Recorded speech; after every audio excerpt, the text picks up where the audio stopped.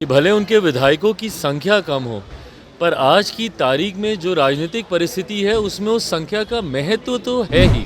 मांझी जी सुलझे हुए नेता हैं, ऐसा कोई विषय नहीं होना चाहिए। ऐसे में अगर वो ऐसी मांग कर रहे हैं तो जरूर उस मांग को सुना जाना चाहिए। हमको लगता है कि पॉलिटिकल माहौल में ये सब चलते रहता है। अब कांग्रेस को अपने विधायकों पे भरोसा नहीं है तो कोई क्या करे। बिहार के पूर्व मुख्यमंत्री जीतनराम मांझी की नाराजगी के खबरों के बीच चिराग पासवान ने सीधे तौर पे कहा कि जीतनराम मांझी जिस अन्याय की बात करते हैं वो अन्याय उनके साथ नहीं होना चाहिए। वो किन शर्तों में एनडीए के शामिल हुए, किस शर्तों पे वो मंत्रिमंडल में उनके बेटे ने शपथ ली, ये तो जीतनराम मांझी को पता है।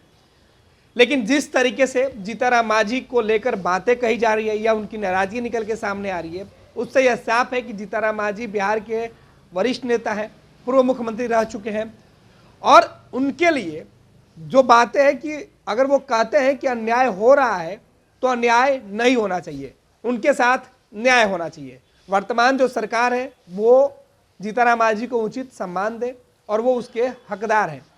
चिराग पासवान सीधे तौर पे कह रहे हैं कि अगर जीतनराम मांझी को कहीं से ऑफर आ रहा है मुख्यमंत्री बनाने का तो वो अच्छी बात है, क्योंकि खुद जीतनराम मांझी पहले मुख्यमंत्री रह चुके हैं। अगर एक बार फिर से उन्हें मुख्यमंत्री बनाने का ऑफर आ रहा है तो ये अच्छी बात है, आना चाहिए। ये तमाम बयान खुद चिराग पासवान पटना एयरपोर्ट पर दे रहे थे।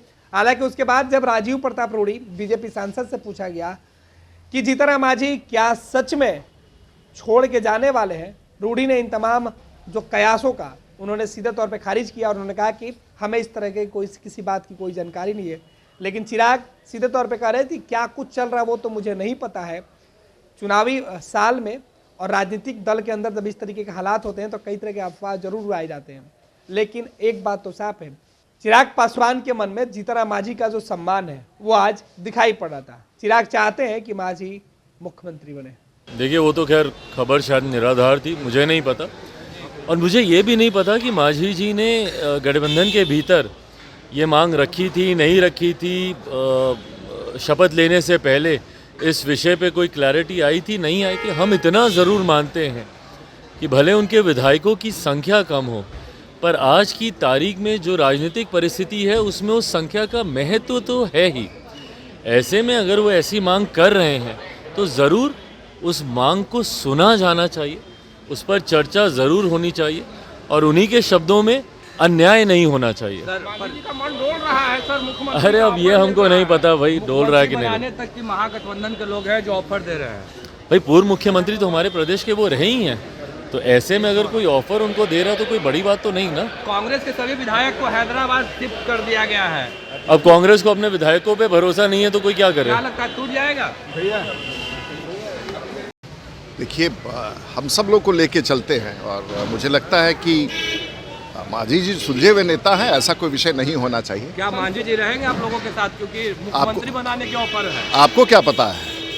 हमको तो ऐसा कुछ जानकारी मांझी नहीं। का इस्तीफा का खबर भी कल उड़ गया था मार्केट में। हमको लगता है कि पॉलिटिकल माहौल में ये सब चलते रहता है और मांझी जी बहुत सुलझे हुए व्यक्ति हैं, इतना हल्का बात उनके बारे में नहीं किया जा सकता। कहा जा रहा मांझी जी का मन डोल रहा है।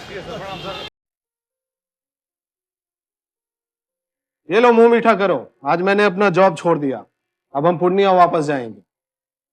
जॉब छोड़ दिया है? मतलब ये घर कैसे चलेगा, हम करेंगे क्या और माँ बाबूजी क्या बोलेंगे? इसलिए मैं एक और मिठाई का डब्बा लाया, अपने बिजनेस के लिए लोन अप्रूव हो गया। अरे लोन अप्रूव हो गया वो तो ठीक है, लेकिन पूर्णिया में हम रहेंगे कहाँ? अपना घर भी तो नहीं है वहाँ। इसलिए तो एक और मिठाई का डब्बा अलग से लाया हूँ।